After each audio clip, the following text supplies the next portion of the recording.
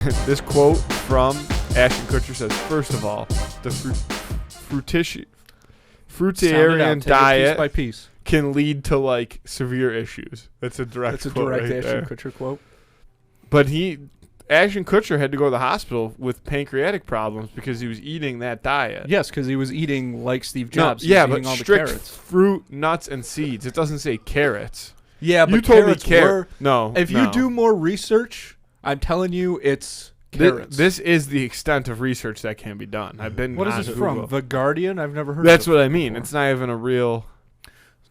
Excessively drinking carrot juice. It's right Where? there. The mouse was just on it. Go up to results right there. Ashton Kutcher reveals excessively drinking carrot juice. It makes your skin turn orange. Yeah, but that's the same diet. It's not just carrots. But he's citing carrot juice. Wait, Ashton Kutcher has?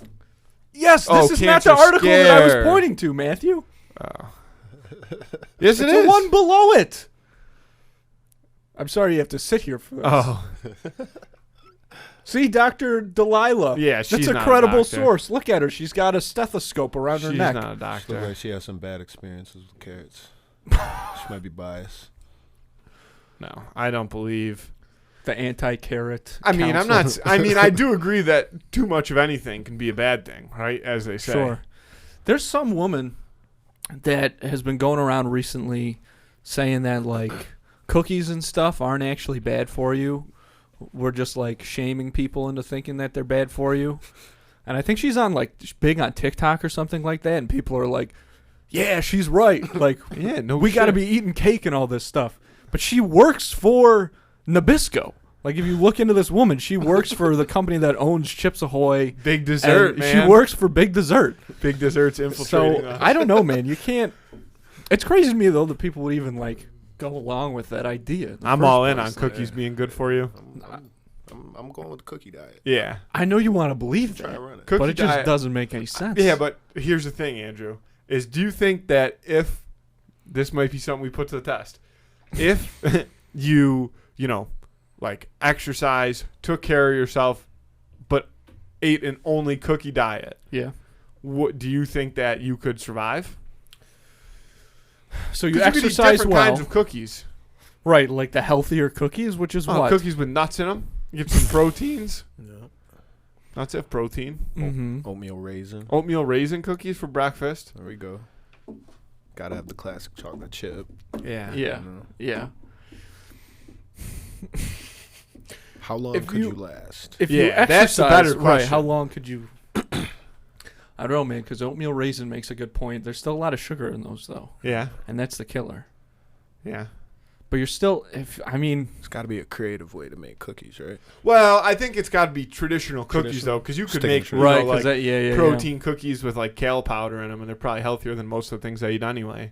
Mm-hmm. It's true. But it's those don't not- but sound it's like not good. real. Those don't sound like good cookies. Yeah. No. Although one time I got tricked into eating a vegan cookie. Or not tricked, but it Oh, felt like a vegan. trick. Yeah, but a vegan. And it was good. Just It was 'cause a really cookie's good. It was a ve- snickerdoodle. Just because a cookie's Is it vegan. is doesn't- it the complete cookie? Those are good. I don't know where it was from, but it was massive. I think it was just some Yeah. from like independent bake shop or something. Yeah, they make some good ones. I went on a stretch where I tried like all the different brands of healthy cookies.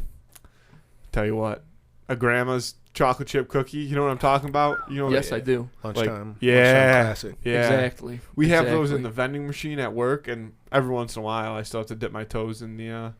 in the water. Probably have to get one when I leave here. Yeah, those things are so good. I'll hold you. 7-Eleven also has one of the best cookies of all time that they make. It's like in 7-Eleven packaging. If you go to the front, it's a M&M sugar cookie, and it is fantastic. That's what's up. I love cookies. Those are the best cookies. I would consider myself a cookie enthusiast. I'm not passionate about a lot of things, but cookies is one of them. That's where you make your stand. Yeah. Like everybody's got to have something to live for. I would say mine is cookies. Okay. my initial. I'm just trying to think of reasons why that's not the saddest thing I've ever heard. But anyways, pal, thank you so much for coming on. We course. appreciate you being here. You've been here before. I have. You came when we had Liale on. You sat and watched on the monitors out there, and now you came in as a guest. And I was remembering we were out there because when you guys came, they were doing those concerts out front. Leale told me that like 3 of you guys were coming. She said it was going to be you and her and like one other guy. So when I got there were 3 people. Oh yeah. And so I open the door and let you guys, and I like shake all your hands, and then we start walking in the office, and nobody's really like saying anything. And then this guy is like, "Do you guys have a bathroom?" And I, like, "Is there a bathroom in here?" I'm like, "Oh yeah, absolutely. We've got the key on the thing or whatever." And I'm trying to like already going into my little spiel about like we've got this area you guys consider whatever, and like check things out and things. So I give this guy the key to the bathroom. And he goes in there, and then the 3 of us, you, Leale, and I, are standing in the front, and I go, "Is that guy with you?" And she's like, "No, he's not." We had a security breach. We let some stranger into mysterious the building. bathroom guy. Yeah. He but I mean, he I don't think he caused any trouble. He just went in there and did his business. And maybe he's living. Maybe he's living in the ceilings now. He hasn't left since that day. You never know, man. A lot of the folks that go to those concerts that are out there are interesting, to say the least. The concert was pretty lit. I'm not gonna lie. I didn't know what was going on. I'm happy that they are over. I know. Yeah, we had to park like half a mile away. It was like, what was going on here? It's it's brutal. This is a great location, except for like the 2 months out of the year when they're doing those shows. It is a relatively small inconvenience, but an inconvenience nonetheless that like keeps me up at night. Like it drives me nuts. Well, it just sucks because like they let us park back there because we've got like stickers, But then, when we're having guests on and stuff, they like wouldn't let them in for a long time, even though there's signs that say, this place is for, the businesses and their clients or whatever. So I guess if you like fall under that umbrella. So we had a lot of the parking guy and I got in a really big fight, and I don't think he likes me very much. But we got it all settled. But the one guy, once we got on good terms, I do like now. Which guy? The biker guy? No. Oh, okay. The guy, the bigger dude that's always by the front now. Oh, he works security on this parking lot. Yeah, they don't let anybody through. Yeah, because there was one day when I was walking out of here that some guy pulled in and he was trying to tell the guy that he had to leave, and there was like a big dispute, and this dude ripped out of the parking lot, missed my car by about 3 inches, like middle finger out the window at like the guy. The guy was just dying laughing, loving every second of it. I was like, "Oh, pretty eventful day out here, huh?" And he was like, oh, laughing. I'm gonna grab my water real quick. Yeah, no, you do you. Take your time. We didn't. I'm sorry. I'm glad that you come to your own show prepared. Well, I'm right out here. Yeah, no, it's okay. Do we have intermission music? Yeah. Well, I've been trying to get a soundboard. Yeah. You can do whatever you want, Matthew. You just have to set it up. Yeah, as long as you organize the soundboard, you can have it. Emily, you ever gotta give you some responsibility set up here. a soundboard? You can't expect Emily to do everything, let alone anything for you. I actually 100% can. That's a thing that I can certainly do. But speaking of trying out new things and stuff, you've been posting a lot of freestyles lately on your page. I have, yeah. So where do you think that what does the freestyle represent as far as like musicians on the come up? Because that seems to be like, if you have a really good freestyle, that can really get around. Yeah, like show spotlight. It's just like a cool, easy way to make content, right? So like all of the freestyles that I've been posting recently are all from like stuff that I wrote 2018, 2019. So I'm sitting here with Joakim, who that's my homie over there, my brother, and we're like, all right, we need content, because I posted a bunch of Dear Black Man reels. We did this docuseries, and it was starting to get redundant and monotonous. And I was like, all right, well, we need to bring the music back into it, because at the end of the day, that's what, I'm saying, I want everybody to be there for. And so we started recording freestyles, and it's just like, it's cool. Like half the time, I guess I add the words to it, so I'm sure people read along and whatnot, but it's more about the aesthetic and the visual. So now it's become so popular where people are pulling up to random spots, and they got mics hanging down, or they got, on top of a car, whatever the case may be. So it's almost like that shock factor, and then hope that they listen to you rap. Right. But there's so many people doing it that it's became, it's just like a trend, just like anything else. Right. You're right, though. Like, that is kind of the thing. Like, if you can do one like hanging upside down or something, because that's what's going to make people stop on their feed, is not like, I don't know what this video is, and people are so quick to like swipe through this stuff. Yeah, exactly. But if you've got some kind of crazy image, I'm gonna be real. You know what gets me all the time is like videos where the thumbnail is like a very sexy woman, and then you start and it's some guy and he's just like talking about whatever. Classic clickbait. Exactly. I'm like, oh, she's Bonk. probably talking about. Yeah, that's a bonk. That's a bonk for sure. Gotcha. She's probably talking about climate change or something like that, and it's an issue that I am very invested in. So I want to see what the deal is. And then it's some guy and he's like, okay, at this Lego set you have this many things, but you know what? Hey, credit to that guy. Like, it's all. There's so much currency in views. Oh yeah. Like, it's pretty much the only thing that matters now. So as any way you can get them, you've got to. And the one cool thing about that though is because like your freestyle videos do look very good, and it sets a standard where, because I feel like maybe even a couple years ago, it was more like as long as you can have just a really good freestyle video or whatever, something that's good content, and it doesn't have to look a certain way. But now, maybe it's because it's a lot. Like, people can do so much pretty solid editing on their phone and stuff with different apps, right? So it just makes us all. It sets a standard for all of us. Like, you have to be like, to even look at the table, let alone get a seat at it. This is where you have to start. Yeah, for sure. Nah, it's aesthetic is everything now. It's becoming saturated. So you have to compete. So if you're coming out with a terrible looking video or a terrible sounding rap, you're not gonna get the time of day. So thankfully I was blessed to have Joakim, because that man is a visionary and he's a beast with the camera. So now we could just take something simple like a freestyle that I wrote 2-3 years ago and make it look dope, and now you get people to listen, so it works. Yeah, I think it was just like a couple weeks ago we had Keemon DJ 360 on, and he said it a bunch of times before, but like, people are listening with their eyes now. Yeah, that's 100%. A lot more prevalent. Well, that's why everybody's putting the words on, right? So a lot of times, like, you're scrolling through at work or at school or whatever the case may be, and you're just looking at the aesthetic and reading the words. You don't even hear the sound a lot of times, And I forget where I watched a YouTube video where somebody said that, and it really, like, after that I thought about it, and then I would catch myself, bored somewhere where I can't have the sound on, and I'd be literally watching a video just reading the words, and I have no idea what it sounds like, but it looked dope, and now I'm intrigued, so I'm reading it. So, no, you're absolutely right. I do that all the time. Like, I start watching a video without the sound on, and I'm like intrigued by it, but I'm like, I need to hear this, and I'll like throw my AirPods in real quick and just like listen to it, and then be like, oh, okay, and then take my AirPods out. 6 minutes later, the same thing happens, and I'm back doing the same thing.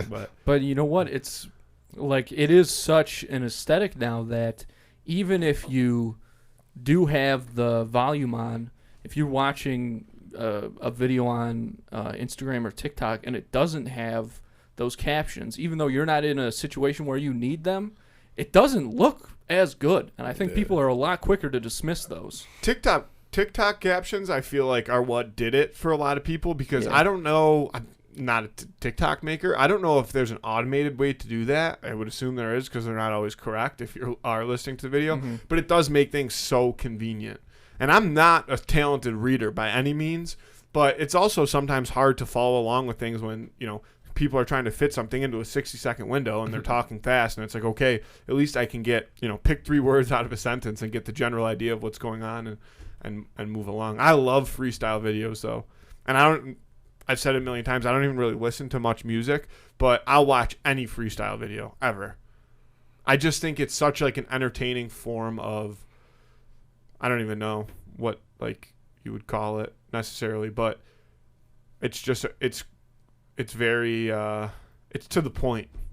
Yeah, for sure. Especially as an artist, it's a straightforward way for me to deliver a creative piece of art to you, but it's super easy to create. Like, at this point, like, the first one took us a little bit longer naturally because we were still figuring stuff out, but now at this point, like, we can knock one out as long as I remember my words from 3 years ago. half hour, 45 minutes at this point. So, Folks, Halloween is right around the corner, and you don't want to be caught without any candy. You need to get to the grocery store. The problem is you don't have enough time, and why would you want to go there? It's a terrible, terrible place. Oh, my God. I was just there, and that thing happened to me where there's a spot right up front, and I'm like, let's fucking go. I can get in and out of this place as quickly as possible. I go to pull in the spot. Somebody left their fucking cart there, one of those, like, full-size carts, not one of the tiny ones.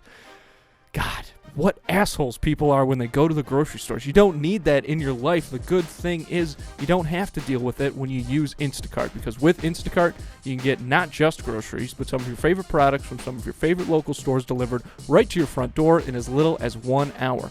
But the best part is, right now, Two in the Cooler listeners get free delivery on their first order of $10 or more. All you got to do is spend $10 and Instacart will deliver whatever it is you're looking for right to your front door. No delivery fee. Just hit the link in this show description and get that deal. Start making things a little easier on yourself and use Instacart today.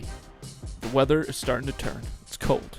It's rainy. All you want to do is be cozy. The best way to be cozy? Check out all the merch that we have got at snackspot.se/creator/teespring.com. It's a great way to support the show, and it's a nice little something you can do for yourself because the hoodies are top notch. We've also got long sleeves on there, slides. We've got all kinds of like accessories and stuff. Those cool metal water bottles, bucket hats, whatever you're looking for. And of course, my favorite, the t-shirts, because the t-shirts, folks, tri-blend material. That's a blend of 3. And that is Target quality merchandise you can only find at snackspot.se/creator/teespring.com. Not just merch for this show, but also for Schemin' and Dreamin' and Quested, the 2 other shows that we produce right here. So just hit the link in this episode description or check out our Instagram bio. Go on there, see what you like, pick something out nice for yourself. Get something that's going to make you look as good as you feel. Again, that is snackspot.se/creator/teespring.com. And if you're interested in advertising on this show or our twin show, Schemin' and Dreamin', or Quested, the Dungeons & Dragons podcast that we produce right here, you can email us at snackspotsports@gmail.com for details on how you can start reaching thousands of listeners in the Buffalo area and beyond, because podcasting is becoming really big. It already is really big. What am I talking about? And it's cool because large companies are seeing it as a viable source for advertising. Companies like State Farm, fucking McDonald's, companies that advertise on the Super Bowl. They are advertising on podcasts now because they see how effective it is. And it's cool to see them move away from more traditional media like television into, something that actually fucking works a lot better. The problem is it doesn't leave enough room for smaller local businesses to get in on the action, but that's why we're here. So if you're one of these businesses and you're interested in learning more about all the benefits to podcast advertising, again, you can reach out to us at snackspotsports@gmail.com. Do you have an easier time, you think, letting your authenticity as an artist come through in freestyles, or when you kind of monotonously or painstakingly really work on a piece of music or something you put out? That's a good question. I think it happens both ways, kind of, because sometimes, like, with a freestyle, you might not spend the time that you would a song, right? It doesn't carry as much value to me internally, but, those are the ones where I'm just writing, I'm not thinking, and it just comes out as me. But then at the same time, when you take more of like a sniper approach, and I might have an idea or a vision in my head that I want to execute on or capture, and I sit there and I literally sometimes write songs like a paper. I'll sit there and brainstorm, I'll write ideas down and anything that comes to mind, and I might write 10, 15 random rhymes and then puzzle it together like, okay, I want to say X, Y, and Z because I want the listener to feel this way. And then I'll take all that and then, boom, I'll write it out. And it, you get the authenticity through that, but it's more calculated. Right. Calculated authenticity. Yeah, I guess that does make sense because I have to imagine, like, you ever go back on these freestyles and, like, I guess if I had planned this out, like, I could have said this a little differently. For sure. But I guess that's kind of the point of them, too, isn't it? Well, that's been, like, kind of the hard thing because all these, or at least the ones I've been releasing recently have all been, like I said, 2018, 2019. So, like, the struggle has been I've grown so much as an artist and a writer since then. So I'm, like, reading it and I'm like, I could have done this way better, but you know, I want it to be real, and I want to show you the growth. So I'm gonna start back there and show you the progression. So, but it's difficult to read it or rhyme it or whatever and know that I could have delivered it better, or I could have wrote a way doper rhyme, or whatever the case may be. But I leave it because I want it to be authentic. I don't want it to be forced. I don't want to be out here, you know, trying to pretend like, oh, I was just dope in 2018. Even though I really like the rhymes, I want to make sure that it's authentic and you can see the progression. That's another cool thing about you using the rhymes from back then. Yeah. Is because now people see those videos and okay, let's do a little deeper dive. Let's check them out. Mm-hmm. The newer stuff, that's a great way to blow them away a little bit. Yeah. It's a little bit like under promise, over deliver. Exactly. Yeah. Exactly. It's a good method. Yep. I'm honestly though, going back a little bit, I'm a little disappointed to hear you saying that the Dear Black Man docuseries got a little monotonous and stuff. Just the content. Yeah. So that was all I posted. So that was all that was on my Instagram. So it was like reel after reel after reel after reel, because I just learned how to edit reels. So I'm hard for reels. Yeah. I'm just going in like, yo, let's 3 reels a day, let's get it. And then eventually it's like, all right, man, I seen enough damn reels. Like, can you post something else? And I even felt that way. So it was like, now that, you know what I'm saying, we got a little bit of diversity or variety as far as content goes, I can sprinkle a little bit here and a little bit there, so you're not expecting, all right, this kid gonna post 3 reels today, they all gonna be Dear Black Man and da-da-da-da. You know what I'm saying? So Right. Dude, that's a tough thing. I think people have a lot of difficulty recognizing that in their own content, you know what I mean? So, you know what, that's cool that you were able to do that, because it's a trap. It can be a real trap, especially when things like do take a long time and stuff. You kind of put this pressure on yourself, I imagine, to like get this out because you feel like this needs to come out, when that might actually not be the best option for you. It might be better to take a step away from that, and maybe you don't have as much content going out while you're taking that step back, but when you come back to it, you're going to have a more diverse group of content. And yeah, it's a constant struggle, because for me, I really don't even like social media. Like, if I wasn't trying to do something with music, I'd probably be completely off it. I might have it just so I can keep tabs on whatever, because at this point it's like the newspaper, you know, that's where I get my current events and whatnot. But like, if it weren't for, you know, the music, I probably would never post, because that's just, I'm one of those kids, I just want to kind of disappear at some point. I hear you, man. It's like, I get home, and because, you know, we do so much shit on there for the podcast and the 2 other podcasts that we like run here. So when I get home, like, I just want to throw my phone against a fucking wall. Like, I don't want to be anywhere near it.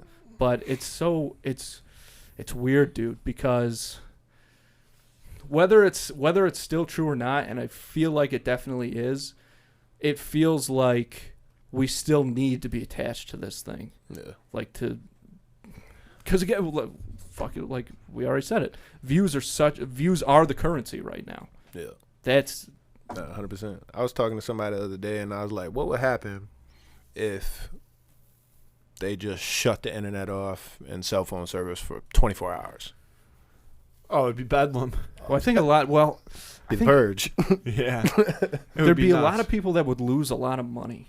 And some people, that's their only like source of income is shit that they do online. Now that's a positive thing from it, you know. But I feel like even just today, people are so reliant just on like everyday things. Like, could 90% of the world travel 30 minutes from their house, not knowing where they're going, without their cell phones? I know he couldn't. Absolutely not, sir. I would figure it out, but it'd be like, you would have to sit there and reset and be like, damn, like, all right, what do I got to do? It depends on which direction that I had to go in, I think. But I will say, like, a specific address, like if you gave me an address that was like a street, you know what I mean? No way. Hell no. I think about, because I use my GPS so much, I always think about using maps, and when that was the only thing that you had, and like, fuck maps, dude. Like, that sounds terrible to me. Like, this awesome. Is the, you know, the fucking, the key, and the miles are like this far apart, and you have to trace around this street. You have to highlight your route or whatever. Yeah, it's like making a fucking game plan for a football game. Like, you're sitting there strategizing. Yeah, exactly. See, I'm good at like if you said it's near this. If you told me it was near something, I could get there. Yeah, landmarks used to be such a big deal. Yeah, I could do landmarks. Like in Western New York, if you said like, oh, it's near here, I could get close enough to where then you're just hunting for street signs. Gotta ask somebody.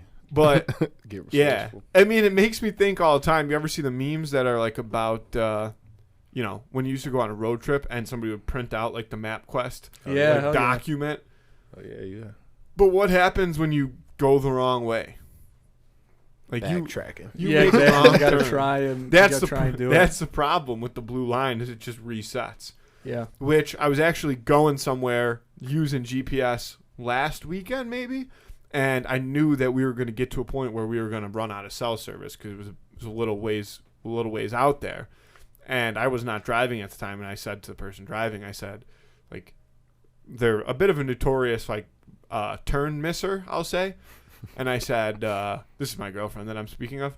I said, like, you have to pay attention right now. Like, you can't miss this turn because if you miss it, like, we will, and we don't notice it right away, we will end up lost. Like, we have no other option. It will not reset. Like, this is what it's going to do. And if we miss it, it's going to be rerouting us for the next 6 days until we find cell service again. So, and we did miss a turn, but You found your way. Yeah, we made it work. That reminds me of this. How old are you, by the way? 30. Oh, okay. Yeah. So there was this quote that I think I heard Chris Rock say one time that was like, remember the phrase, "I wish I had a camera"? Yeah. Dude, people used to say that all the time. Like every story would end with, "I wish I had a camera," because this story that I just told you was so fucking good. But now it's all pictures. Well, hold on, because I'm about to go to a place that you're gonna have to stop me in a couple minutes because it's gonna be stupid. But isn't that weird that like now? I'm sorry, I think you're gonna hate this immediately. But think about cave paintings, right? Like before the oral tradition of storytelling, it was all visual, and that's we're kind of moving back to a visual society, even because Got a point. you can do that. Like, okay, like I'm telling you the story about when Kyle fell into the pool. Here's Kyle falling into the pool. Like, just look at this. Yeah. So you're saying that evolution has actually brought us back in time. Everything comes full circle, right? Yeah.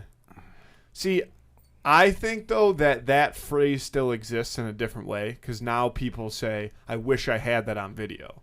Like, they don't say, "I wish I had a camera to capture it." They say, like, "Oh, I wish I could have captured it in that moment." Yeah, but even that is so, like... Because people's first instinct is so often to flip that thing out. See, I'm like, so it's ready the to opposite go. of that. Like, I'm such not a phone person. Like, I could go on like a 14-day vacation, and I'd come back with like maybe 3 pictures, and one of them would be like an accidental screenshot of my home screen. Yeah, I'm the same. Like, I don't ever think to. But think about when you're out in the wild. Like, that's like, think about how many videos there are of people getting into brawls at the airport. Yeah, but that's somebody recording that. Yeah, and that's what I'm saying. But that's like the difference. They is like flip when that thing I out, see, they have it. It's literally Clint Eastwood style from the hip right away. When I see something like that, though, when you can tell something's about to happen, like when you feel the tension building in situations like that, I'm never like I've got to record, but I'm definitely like, I got to see what's about to happen. Oh, yeah. But I also like to tell stories. Like, I love. Yeah. It's but probably like the thing is, Matthew. This is probably a reason we have a podcast. But like when you're sitting there telling a good story and like you have a captivative audience, it's like, yeah, this is a great story.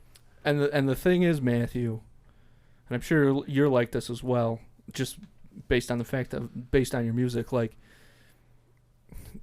sitting here, I would say we're all pretty good storytellers. Like, we know how to tell a story, and for us, like, our family, everybody in our family knows how to tell a good story. Yeah.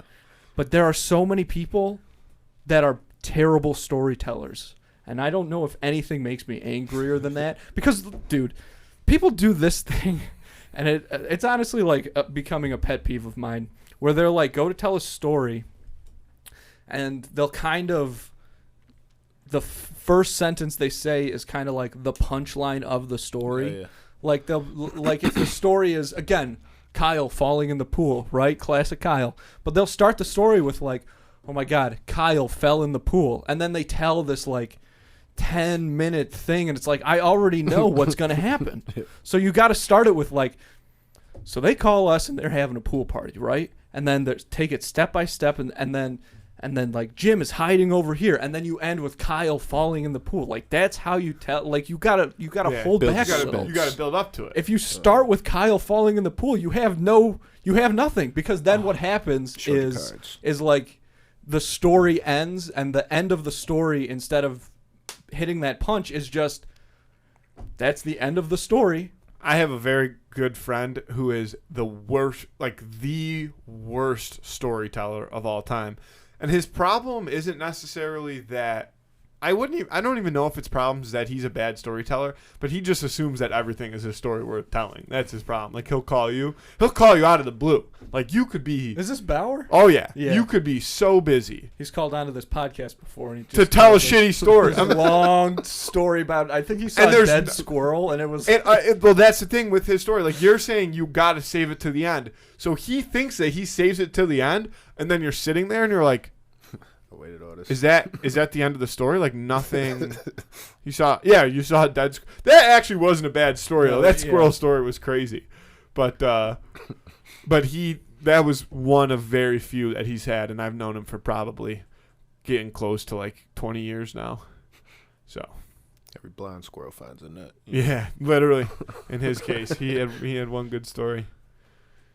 I love listening to a good story too. The best is when, and we were doing this the other day when it was just you and I in here, when somebody's telling a story and it is funny and they're laughing so hard and it's making you laugh even though they haven't even got to the funny part of the story yet. That is one of my favorite ways for a story to be told. Again, because there's more build up to it, Yeah. You know what I mean? Yeah. It has to be funny though. That is it. No, when it course, gets there, when the story does get there, if it's not funny, it's a very, very big disappointment. But like I imagine it's the same kind of thing when you start a song and you start to get into the flow, and then before maybe like the hook hits, like people know that it is coming, and they can even tell by the way that the beat is going, like it's about to happen, but it's all getting them in. It's all like getting them closer, and then like getting them to experience that emotional release. Yeah, right? I try and create a moment in every song, like climax, So, the hook is exactly that. It's meant to hook people in, but there's bridges, there's, verses, so on and so forth. But if you don't have that moment, it's like, what did I just listen to? And that, I think, is a tough part about music when you think of it in that sense is, a lot of times, whatever that, hook or chorus, whatever that is, comes back up again. So once it ends the first time, you have to find a way to get people re-involved, to keep them entertained enough to make them willing to get back to, to come full circle and pretty much have a different story end at the same spot. But the issue with today is like there are certain listeners who are really listening. But a lot of times people are just listening to how it sounds. So you can create a story without even people knowing what you're talking about, just by like your tonality and where your voice goes and how you come energetic at the end of it, like and then the hook comes in, and a lot of people probably don't even know what you're talking about until they listen maybe for the 8th, 9th, 10th time. Like even I'm guilty of it at times now. It's like we're consumed by so much music, it's so saturated that I don't have time to listen to the lyrics of 50 songs each day that just got dropped, and especially I can't even understand half these motherfuckers. So I'm gonna sit here for 20 minutes and dissect something. Like a lot of times, unless it's like the beat's gonna catch me and then the hook catches me, and then I'm like, okay, well the verse got me too, and the way he's rapping it, his delivery is on point. So all right, what the hell is this motherfucker saying? And then it gets you back. So it's different. You're not always telling stories with words and through rap anymore, which is a lot different than like where it started in 90s and 80s and whatever. Because before it was all about storytelling. It was all about the art, you know what I'm saying? Who can spit the best bars, who can tell the best stories. And now it's just kind of like popularity contests. It's more important almost to be like out there on social media doing some wild shit than it is like to actually be good at the art. Well, yeah, and I think that time. that's why, you know, like the beat and the music itself outside of the lyrics is important now, because if you can have that kind of match the emotion of what's going on in the song, and whether it change or stay consistent, you know, that will get people to, you know, kind of click in, right? If this is, you know, because a lot of people listen to songs, you know, different types of songs, different genres of music, or even subgenres, depending on their mood, right? So that music, that sound outside of the lyrics has to reflect that mood, and then if the lyrics can tie into that, then you have that kind of, you know, then people start listening, which is difficult to do, but it's probably why music, you know, continues to grow and different sounds, you know, as much as there is, you know, as much it is such a copycat industry in some senses, there's also so many more unique sounds because people are trying to capture that emotion to get you to listen to their lyrics in the first place. Nah, 100%. I think the lyrics at this point is the last thing. Like when I'm writing, like I'll start with the hook most times, and the hook's whack, I don't even write a verse, you know? And then it's, if I write the hook and it sounds good and then I write a verse, but I don't feel the energy, I'll play with it. And if I don't have the energy on it, it don't matter what the hell the verse said. If it don't sound right, no one's going to give a shit. There might be that small percentage of listener who really appreciates the art, whether it be an old rapper or just, you know, a true fanatic. But, you know, most people, I'll jump off the, you know, go on a ledge and say probably 80 to 90% of people don't really give a shit until they're like, oh, I didn't even realize he was really saying some shit. Do you think that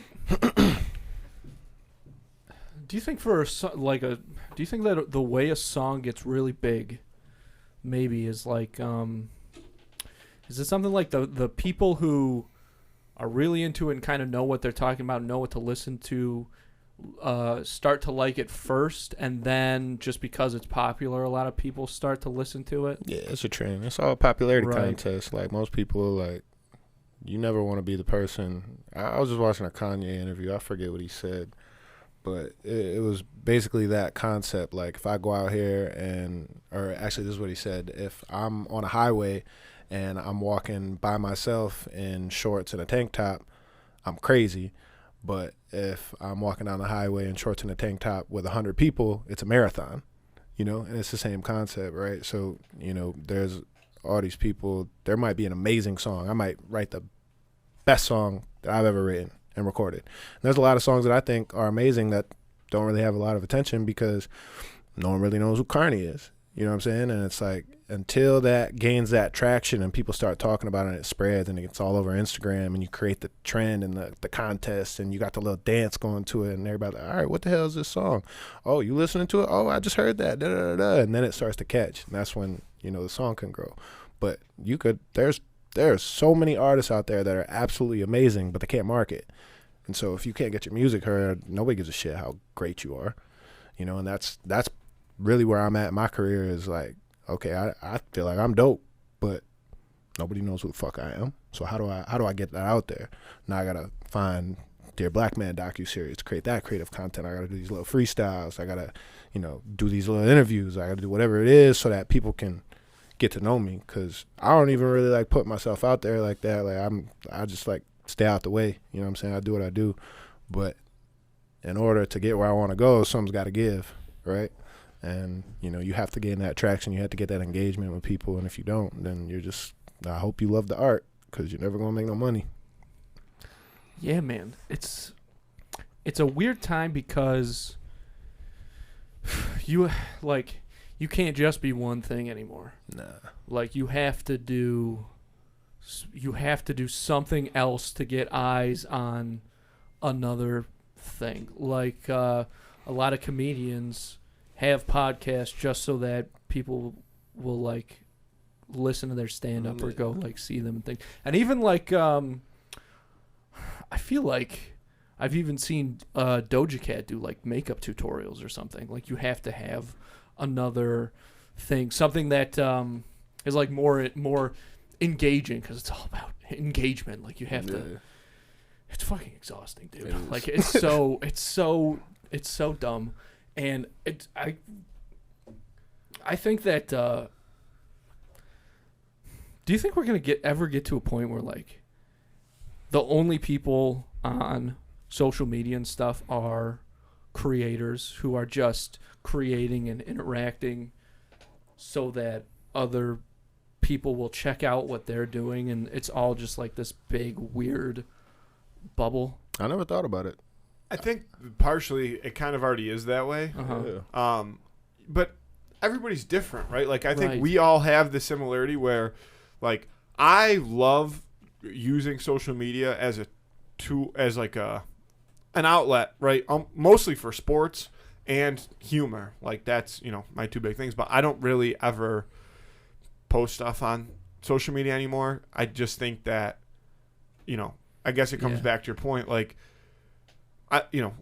it's nice to go through and kind of look at people's stuff, or used to be. I don't even really do that anymore. Like, not to say that, I don't care what anybody else has going on, but I feel well, exactly. And I feel like people have started to realize that in a sense where like, okay, I'll put stuff out there more for the people that I'm not talking about in a content, but if you're talking like from a personal perspective, people are like, okay, I'll put stuff out there that I know, people around that, are half interested in what I'm doing, like we'll see, and that's okay. That's just to kind of, do it. And some people like it, and some people want to, have a goal in mind when they're doing it, right? So there's different levels to it, but we used to talk about this, well, when we first started, and it's like, I agree. You want to you don't want to overly put yourself in the spotlight, and it's tough sometimes to do self-promotion, right? When you're talking about your music, and like,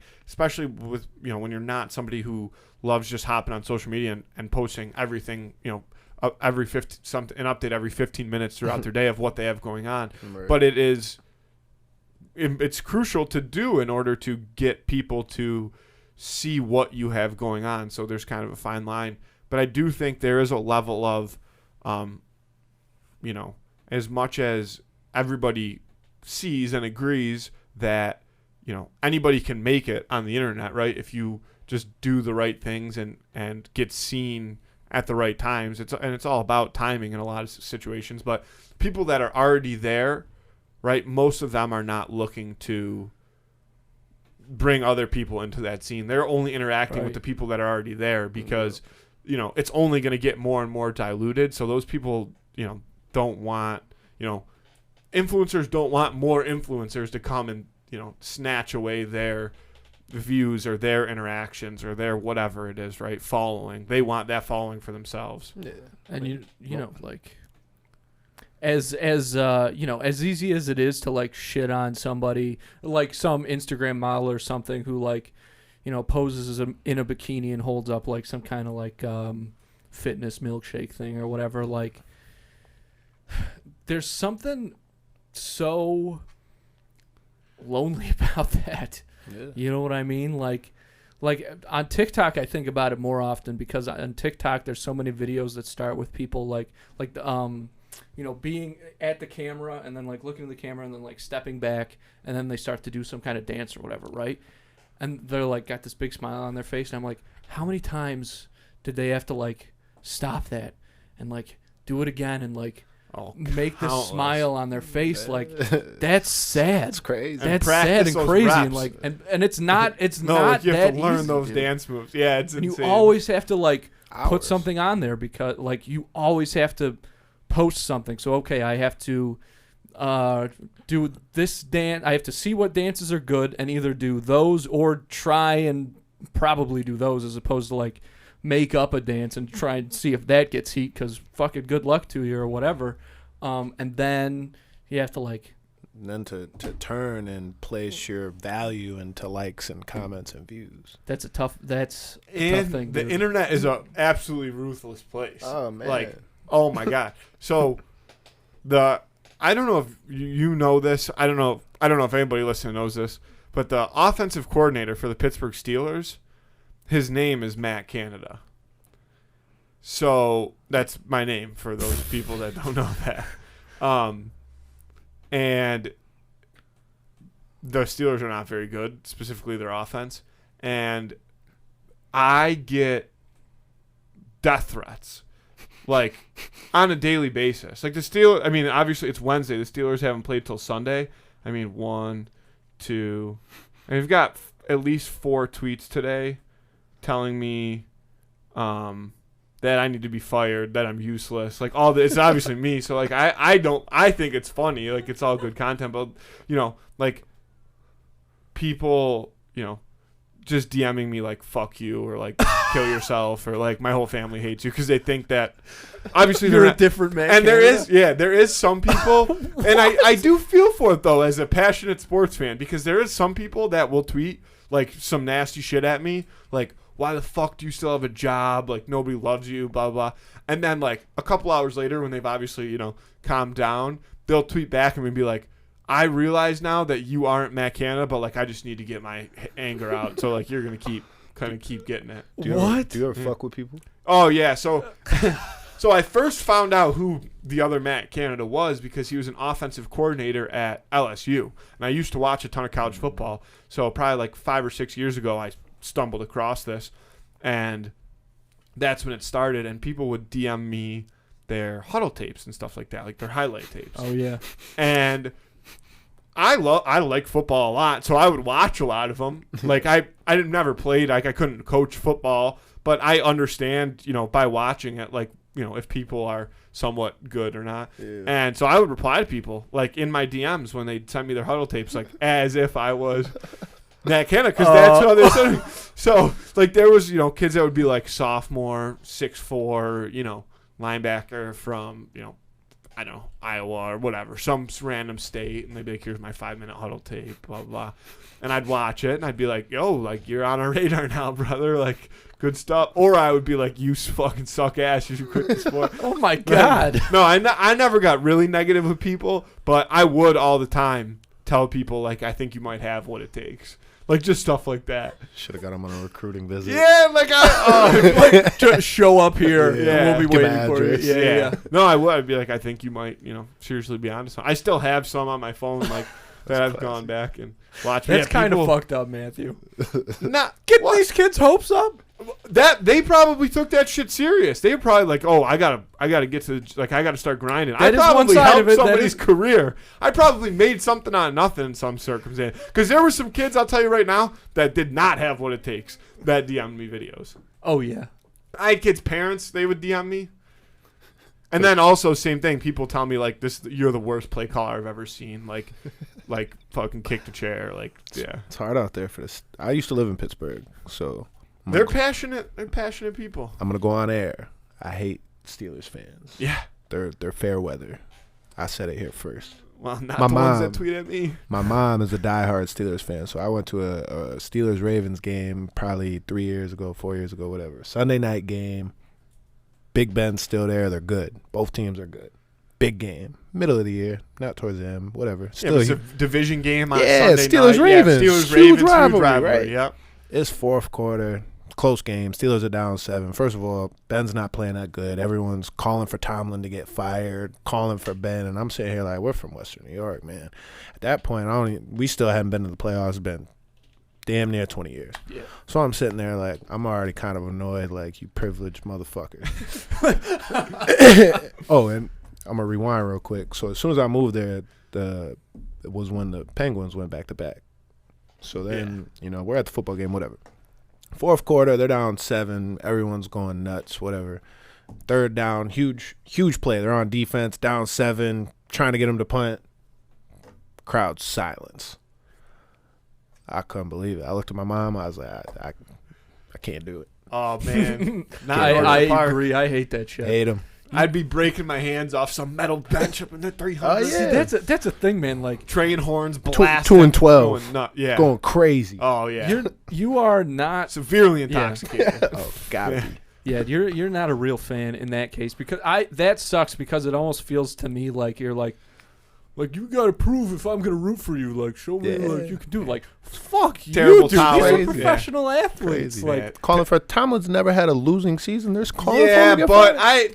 here's my thing about Tom. He was blessed, but yeah, no. Well, Tomlin, he's never had a losing season, but he is like the king of just being like having average teams. Like, yeah, he's got a Super Bowl, but like in the last 10 years, like, you know, they usually finish, you know, maybe they're a win or two over 500. They play super average. They lose in like the first or second round of the playoffs. That was like the last few years. Yeah. But after like AB and Lev Bell like did their whole thing and they left. Yeah. Like after that, it's been that for the last few years. But before that, I mean, they also are a victim of the Tom Brady effect. Yeah.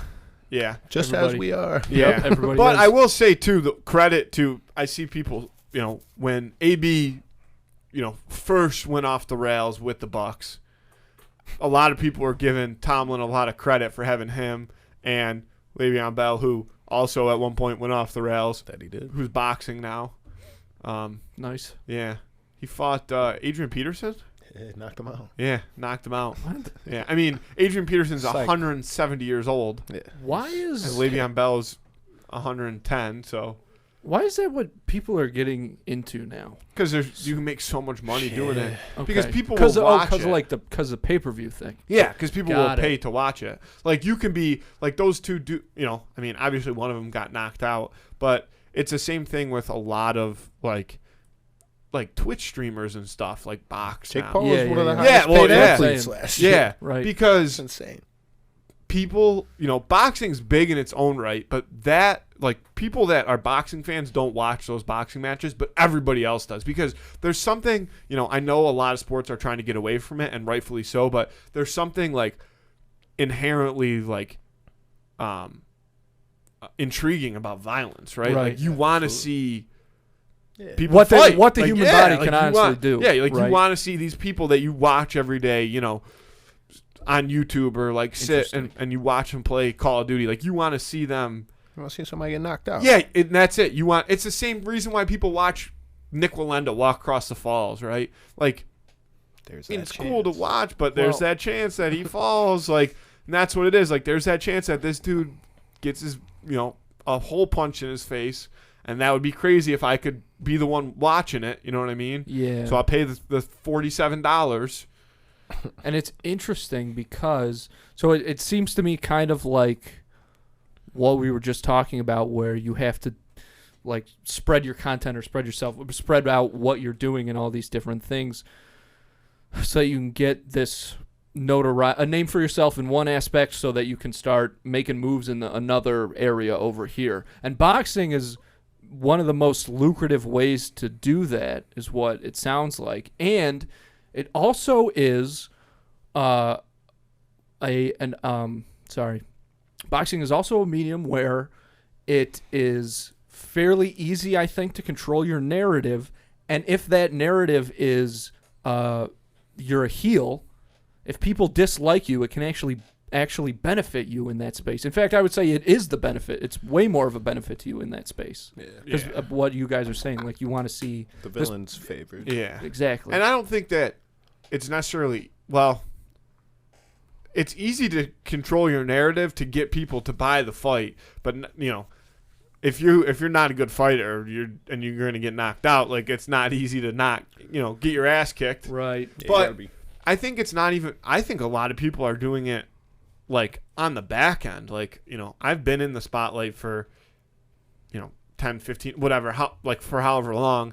It's about time for me to get out. Like, I'm on my That's what way I'm saying. down. Like, I gotta, you know, grab the few, you know, however many people I can that are still willing to, you know, say that I'm relevant in a sense. And this isn't the case for everybody, but, you know, I'm still, will still follow me here and spend money on me. And hopefully I make, you know, $1 million in a night, even if I gotta, you know, eat some Right. punches to the face, and then I'm done. Because it's That's one it. night. Yeah. One night, one big payout. And it's like, and, you know, I mean, boxing is very difficult, but, you know, if you're training for like 6 weeks, right? 6 to 8 weeks, and then you go into a fight, and then, you know, you make, if you have the following, you make, you know, Right. a couple $100,000, $1 million bucks, and then you know, Yeah. you're And set. then, yeah. Exactly. So you literally you just have to get through that one thing, and you can.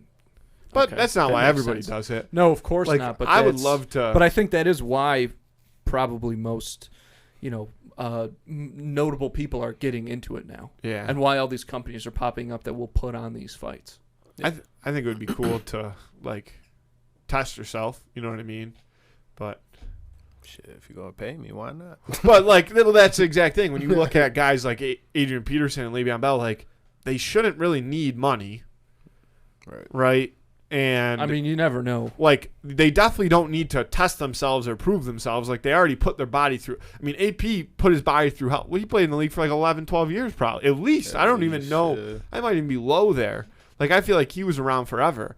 Le'Veon Bell a little less, but again, at the beginning of his career, he never had anything to prove. Like he was doing what he was doing until he, decided to stop doing it. But I don't know. Should we do who win of the week? Yeah, what do you say? Ready to go for the old who would win? Let's do it. All right. Is the laptop working? Yeah, it's working. Okay, just making Oh, sure. no, it's not. Yeah, that's what I'm saying. I don't need the stats. I got them in my head. Okay, if you got it, whatever. Yeah. The who would win of the week this week is Ash Ketchum from Pokemon versus Bill Gates from Being Bill Gates. Yeah. A 10-year-old boy versus a billionaire. Is that confirmed how old Ash is? Yeah, he's 10. I think he might be 11 now, but he's been 10 for like... It's a seasoned 10-year-old. Yeah, exactly. He's seen a lot of shit in his 10 years of life. That's an old 10.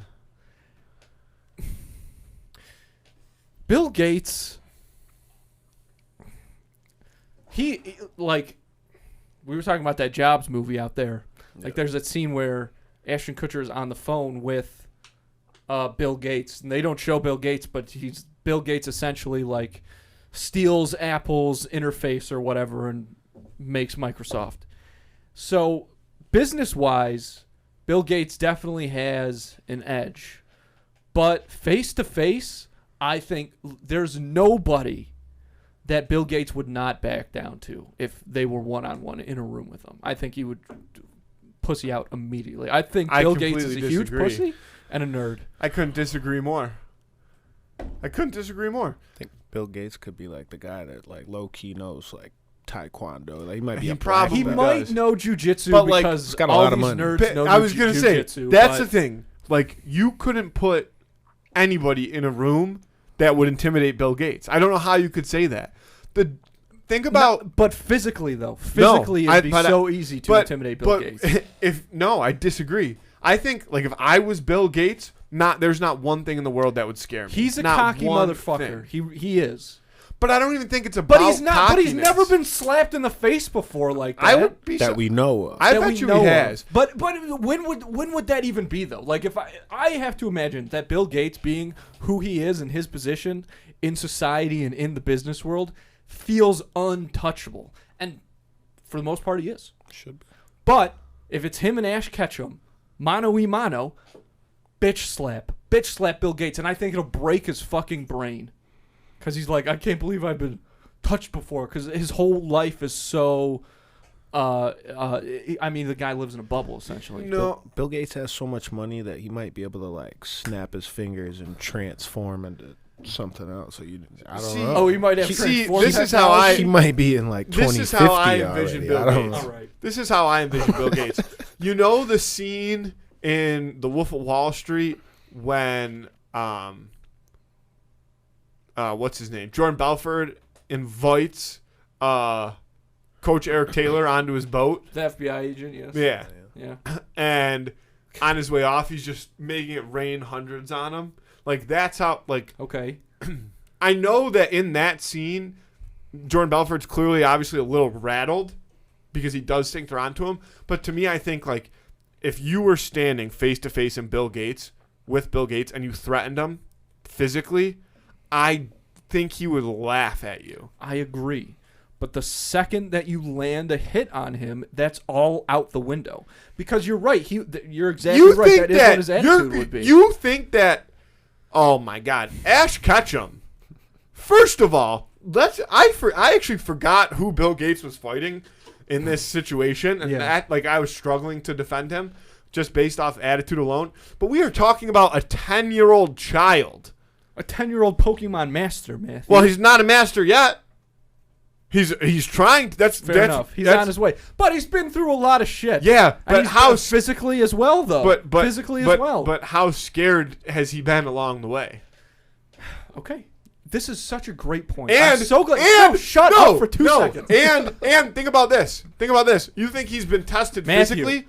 All he ever does is have other people fight his battles. Okay, we're gonna get to that, but you need to listen to me on this because of fuck. You made me. Because it was a so bad long. thought. You made me forgot what the fuck I was saying. I didn't even. Think about it. What the fuck? Oh, yes, he does get scared when he's up against Mewtwo. That's crazy. That's a scary moment. But does he let that stop him from trying to be the very best? Guess what he does. Like no one ever was? Guess what he does. No, he goes up to Mewtwo and he tries to punch him, and it's not effective, but he tries his best. He never backs down. He sends other people out to fight his battles. That's literally the entire basis of that show. That is the world that he lives in. That's true.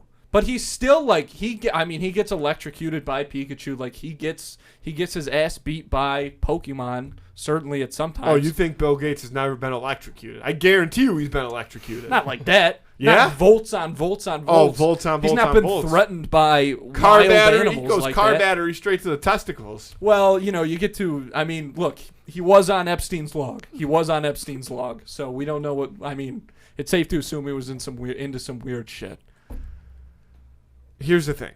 We're talking about a 10-year-old child versus a cajillionaire. 10-year-old Like if you think Pokemon if you monster. think that Ash Ketchum with no Pokeballs on him is going to intimidate Bill Gates, Yes. that would be like you walking up to Bill Gates and intimidating. Bill Gates would be more You intimidating. think I than could intimidate Bill Gates? No, you could not intimidate could Bill absolutely Gates. could. No, you could not. Just What like would that. you say to him? I wouldn't have to say anything. He would just I would pull let out my a gun and I shoot would you let in my the hands face. do the talking. I would let my hands do the talking. He would shoot you in the face.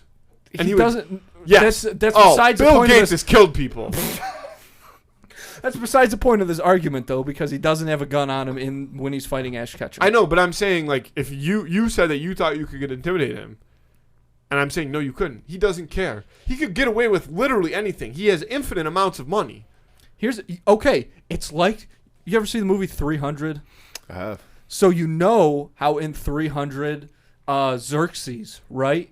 At the end, he makes him bleed. And that's what, they maybe lose that battle, but Xerxes never, that shows that he is not a god king. Like, he's human. And even Xerxes in that moment is like, what? Somebody made me bleed my own blood? That's fucking Bill Gates. But in this case, because Bill Gates doesn't have an army with him against Ash Ketchum in this situation, he'd get his ass beat. Because he'd have to face his own mortality. I don't think that Bill Gates has had to do that maybe ever. Think about Bill Gates. You know Bill Gates, his mugshot, when he's like having the best time of his life when he's cheesing. That's what picture. I'm talking about. Andrew, no. Because you wouldn't have to, unless he was... No. You don't have to face your own mortality in that situation. Because if Ash Ketchum slapped him... Say Ash Ketchum grabs out a fucking ladder and slaps him in the face because he's a 10-year-old, first of all. We're talking about a grown-ass man versus a 10-year-old. How tall is Bill Gates, though? I bet you Bill Gates like even if he was 6'2". only 5'7". How tall is a 10-year-old? 4'3"? 4'4", maybe? Can you Google Ash Ketchum's height? Yeah, I can see what it says. But it...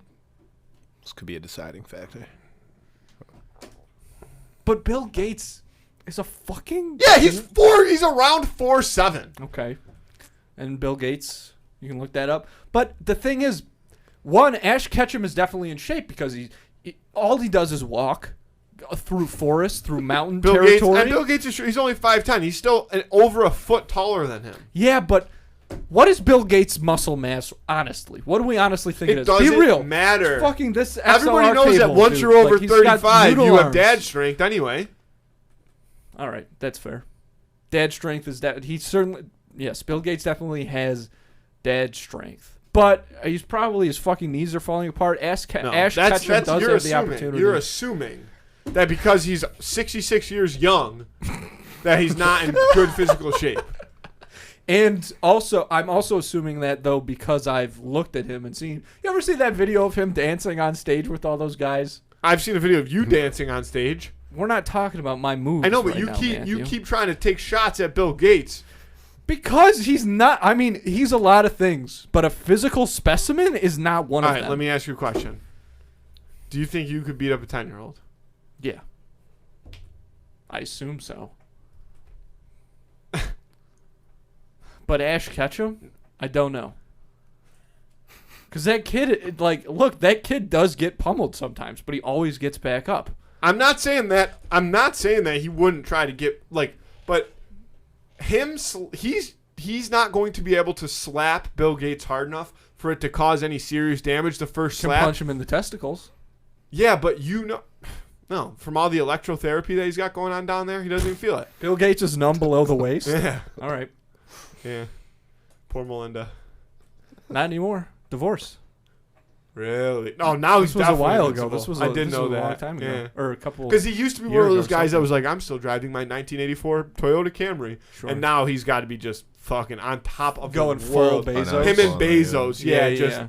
flying to Maui for the weekend. Just trying to get that steroid Yeah. regimen. Like, Oh. what are you doing, buddy? Toxic boys for life. There's no way that Bill Gates is losing this fight. Like, imagine a 10-year-old going up to Bill Gates. You know the scene in National Treasure 2 Obviously. when they're at the Easter egg hunt and the little kid comes up to what's his name? Benjamin Gates. Mm-hmm. He comes up to Ben Gates and he's like, "You're Ben Gates. Your grandpa assassinated Lincoln." Like that scene, and he's like, "You don't even know the facts, kid."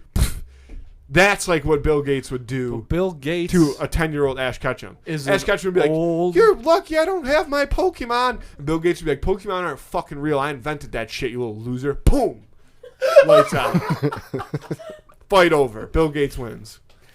You Lock cannot that break, shit in. You can't break Ash Ketchum. If the can if you Pokemon, pick if his the teeth Indigo out. League didn't break Ash Ketchum, Bill Gates has no choice. Do you know how Has easy no it? shot. Bill He's Gates gone is- up against Bill Gates adults invented the saying, "breaking necks and cashing checks." Is that a saying? It is now. It is a saying. He invented that shit. Because I guarantee you, again. Bill Gates is a pussy. Bill Gates No, is a he huge pussy. definitely One has of the killed biggest people. of all time. 100%. Well, you want to know who else was like that though? Samuel L. Jackson in The Kingsman, and he killed a lot of people. No. That's different. No, They were both tech billionaires or whatever, but they're completely different personalities. Why? You don't think that deep down Bill Gates wants to eradicate half the human race for his own good? No, I'm not saying that, man. Bet you But he he's a would. different guy. But you're comparing him to the same thing. No, you're comparing them to the same thing. I'm not making that comparison because they're different, except in the way that they're tech Doesn't billionaires. matter. It's a 10-year-old child with no Pokemon. It's a 10-year-old Pokemon master.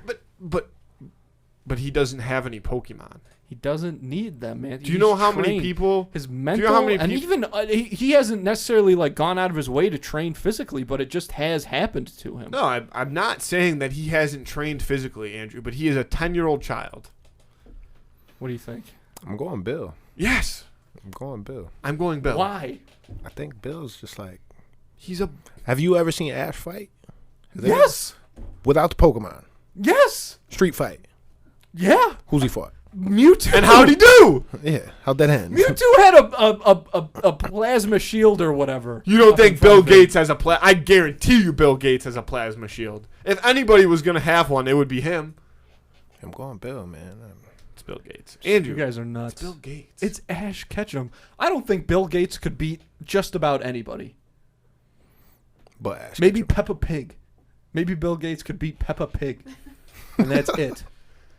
a 10-year-old Fucking child. sideways ass face Peppa Pig is the only one that could lose to Bill Gates. No, see, you're just trying to deflect with other humor now. The fact that you know that you're in the wrong here. This is a 10-year-old child fighting one of the richest men in the world. I'm going to take a note from you, Matthew, and I'm going to say we'll let the people decide. Yeah, The poll's going to go out. and it's obvious.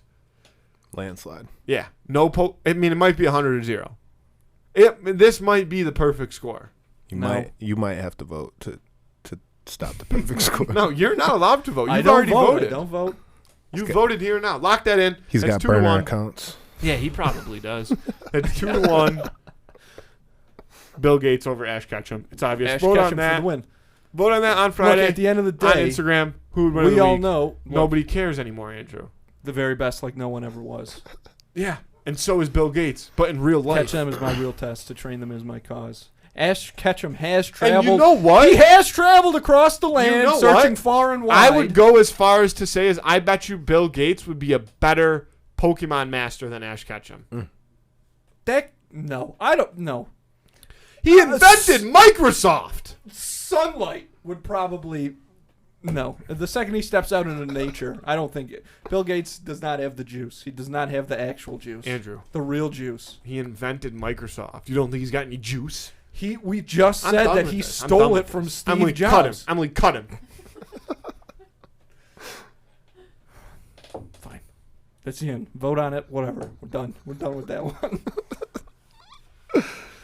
2 for Bill, 1 for Ash. Obviously. We all know. And I Emily should have voted been for doing Bill, this too. the whole time. You know how you don't even see. You're not even familiar enough with Pokemon to know that Ash, when he's in a battle, No, he turns his hat around. backwards. Yeah, I am. No, you And don't then he know sends that 'cause other I just people out did to it. fight his fights. He makes himself look like more of a douchebag, and then he doesn't even get involved. He doesn't get his hands dirty. The fingerless gloves are Shut not a great look. No. I'll be the first to admit it. Okay, but they're still whatever. Good. That was.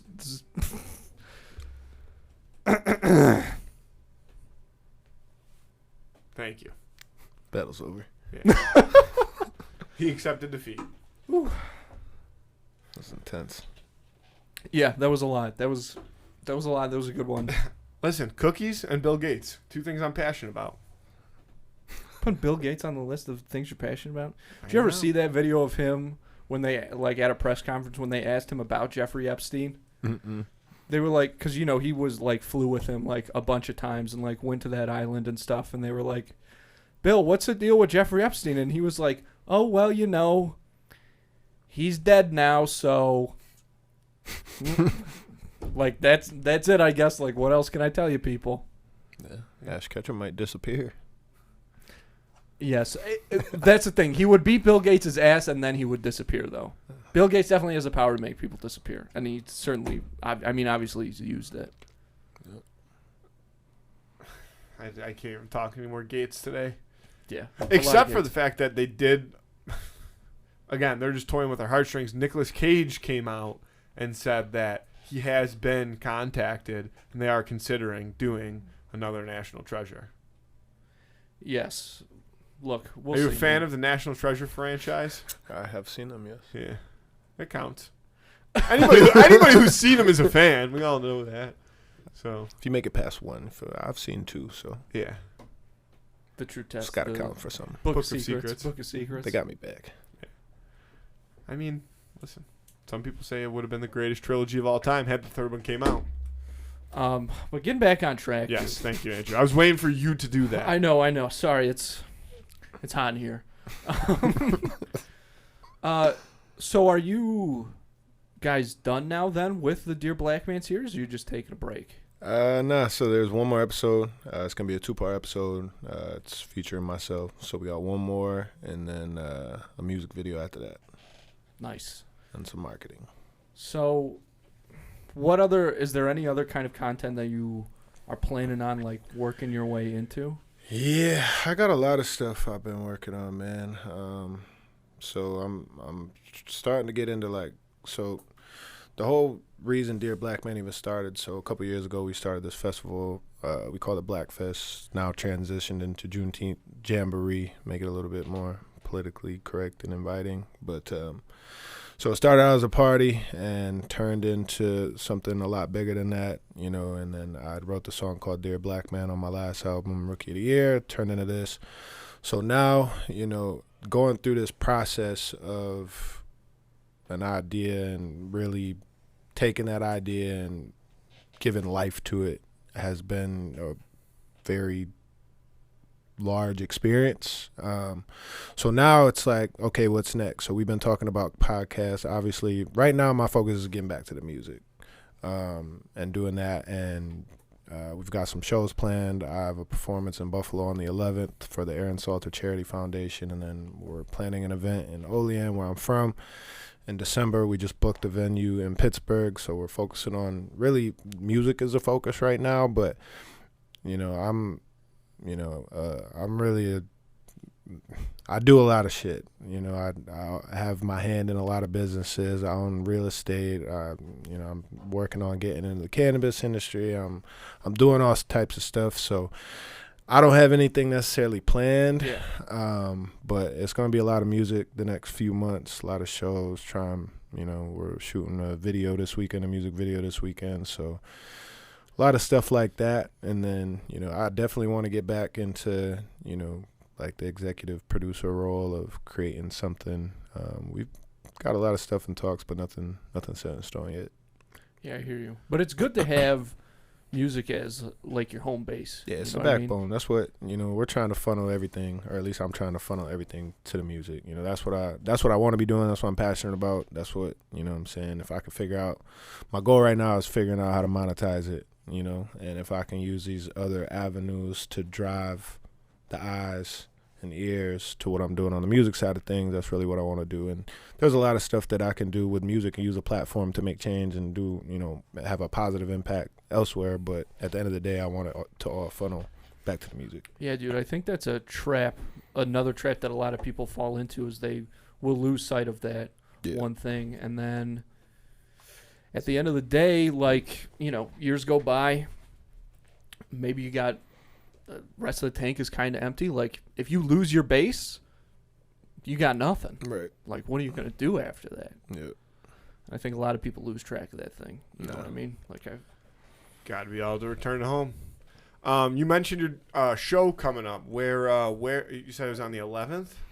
Yeah, I actually don't know where it is because they switched the venue like a week ago, and I haven't been told where it's at yet. But it was supposed to be at the Buffalo Historical Museum or something, but they had some issues with financing and budget and whatnot. And I think they were trying to charge them a little too much. So I really don't know. But they switched the venue, so I'm really not sure where it's at right now, but I'll be there wherever it is. yeah, we'll just tell people to follow you for updates on all that stuff. Most definitely. Yeah, so we've talked about it a bunch, you know, about, you know, what you're trying to do with your social media presence in terms of, you know, letting people see the content that you're putting out. Where can people find that kind of content? Instagram is definitely the main spot. _ Carn3y, Carn3y. There's no rhyme or reason for the 3 other than SEO purposes. But yeah, Instagram is where you can find me most. I do have TikTok and Facebook, but I really don't use them the way I need to be. Eventually, I'm sure I'll get there, but definitely Instagram. And we'll put links to like the YouTube and the Spotify and Instagram in the episode description. But, you know, obviously you're from Olean. You came here with Liale, also from Olean. You guys got something going on down there, don't you? Yeah, we got a nice little gang. She's the master networker. She's out there at every event talking to people, talks to every DJ. She's fearless. I kind of take the approach of the point guard, kind of quarterback. I'm a little older, you know, business minded. We got Trey Styles 100. Shout out my boy. He's a natural born entertainer. That kid he's extremely gifted. You're gonna hear a lot from him.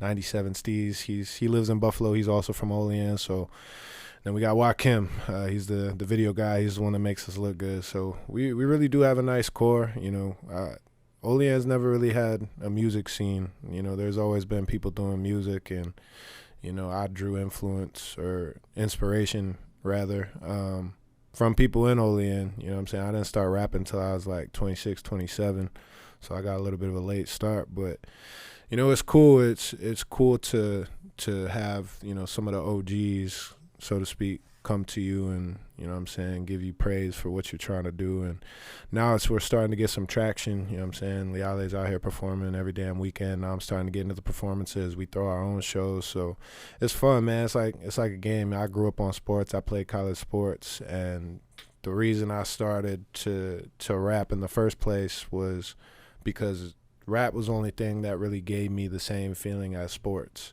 You know, it's that competitiveness. It's, you know, you walk on stage, I get the same butterflies when I walked out on a football field. And after football, it took me a minute to reinvent myself. I think I stopped playing football at 22, 23. I graduated from Buff State.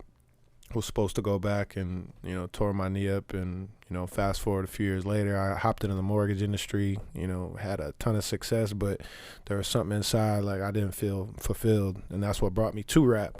And so it's been a journey. It's been a lot of ups and downs. I'm been through, every single emotion, I think, from music and art, but it's finally getting to the point where I feel like we're ready. We're putting out a quality sound. We have quality content. We understand the business side. We have a strategy. We're not just shooting from the hip no more. So it's fun, man. It's like playing a video game, just leveling up. So it's cool. What was the catalyst for this whole community coming together? Like, what started you guys all hanging out, talking music together, checking each other out? Music was exactly that. So it's like, Olean, there is no music scene. You know what I'm saying? I can't just go to a bar and perform. It's not like that. If somebody's performing, it's because we're creating it. So it's like you have these handful of people who have this inspiration or this dream and this interest, but everything around you is like, oh, y'all crazy. This is just a hobby. This is, what are y'all doing? You're never going to make it in music. So that, we all have that passion. And whether we make it or not, the fact of the matter is we have the passion. So that's what brought us together. And now it's like, it's like you're stronger together as a fist, right? So once, we started connecting, it's a small community, so there's only so many people. So we came together, and now it's just like, all right, let's start to move as a unit rather than, trying to get it on our own. And now that we've done that, we're starting to turn some eyes, and, thank y'all for providing these types of platforms for us to where we can really get our names out there and start to be heard, because we do really have a lot of talent. And, we started to maneuver a little bit here in Buffalo, and, Griselda and the Bills are super popular. So Buffalo's got a lot of big energy right now. So it's cool. There's a lot of opportunity, and we really just trying to seize it. Yeah, exactly. It's time to capitalize on that, you know what I mean? Like, it feels like a lot of people in the city have, like, like, just keeping on the path, knowing that day's going to come. Yeah. And now it's tough. Here, man. Yeah, it's tough. There's a lot of lonely nights, you know what I'm dude. saying? But it's fun. Yeah, when you care about something, it's part of the process. I mean, you've been through a lot of stuff, man, and what has that taught you, I guess, about listening to your instincts, about tapping into what you're feeling in that moment and using those to propel you forward? Yeah, just trust your gut, man. Another like major reason why I started making music in the first place was like the fear of regret. It was always something that I had thought about, and I didn't want to be the dude sitting in the rocking chair at 60 looking back like, shit, I wish I would have tried. I move based off of that, based off of fear. I try and channel fear and make it, a motivator versus a detriment to who I am. So, it's really just, just really trying to go after it and just trying to create something. I want to live my life the way I want to live my life. That's really all it comes down to. So at this point, when you have those, tough days or those lonely nights, like you said, when you're in those moments, is it easier for you now to recognize that I can actually use what I'm feeling right now to propel myself? How difficult is it to get out of those moments? Or is there part of you that feels like it's okay to stay in here in this second for a little bit because I know what's going to come out of it and I know that it's going to end eventually? Yeah, no, it's part of growth. When I was younger, going through those tough times used to get a reaction out of me. And now it's, I've been through enough in life to understand that, those rainy days, eventually the sun going to come back out.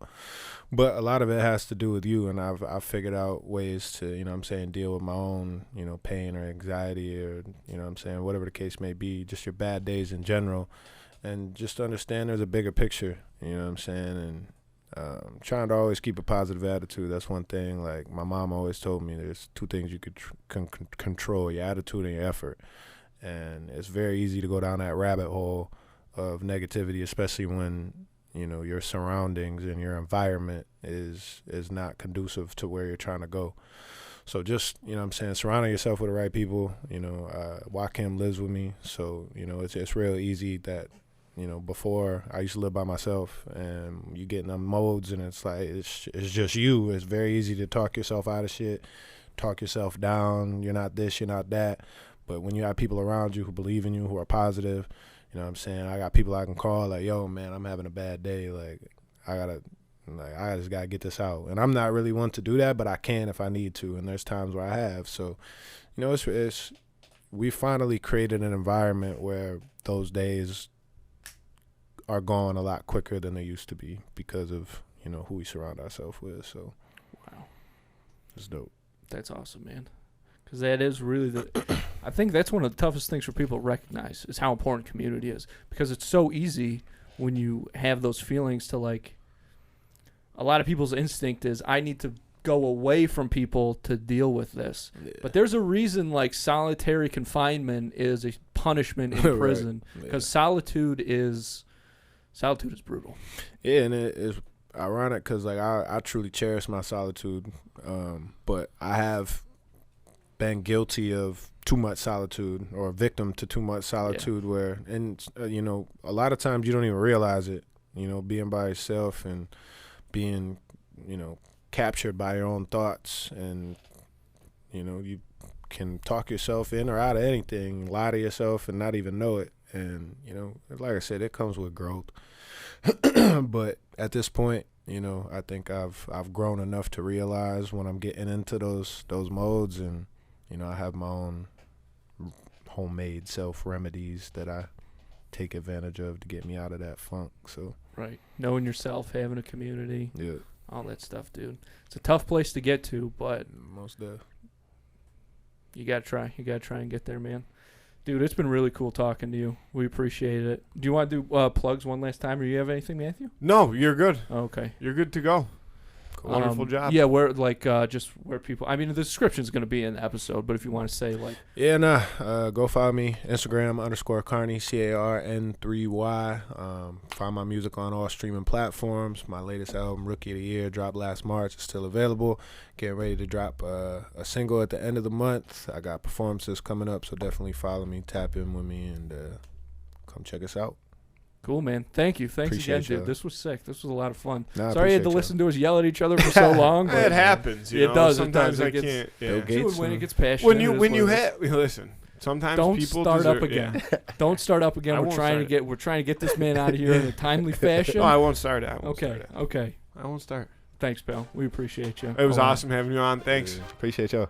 Andy, I love you. I love you too. Let's get out of here. Thanks, folks. Peace.